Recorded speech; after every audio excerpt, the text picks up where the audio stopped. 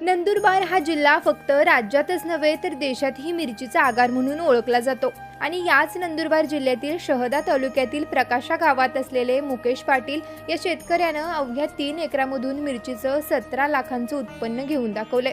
खरं तर अतिशय प्रतिकूल परिस्थिती असलेल्या या भागात सुद्धा मिरचीचा अतिशय देखणा प्लॉट मुकेश पाटलांनी आणून दाखवलाय। तसं पाहायला गेलं तर नंदुरबार जिल्ह्याचं वातावरण हे मिरची पिकासाठी अतिशय साजेसं असं आहे। त्याचबरोबर जवळच सुरत हे मोठी बाजारपेठ आणि घरोघरी मिरची पिकात असलेले तज्ज्ञ लोक यामुळे या परिसरात मिरची पिकाचं अतिशय मोठं उत्पन्न घेतलं जातं। प्रकाश पाटलांच्या या मीरा मिरचीला जवळपास 30 रुपये प्रति किलोचा दर मिळाला, तर पहिलाच तोडा हा 46 क्विंटल एवढा झाला। एकूण उत्पन्न बघायचं झाल्यास एकरी 250 क्विंटल मिरचीचं उत्पन्न होईल असं प्रकाश पाटील यांनी आत्मविश्वासाने सांगितले।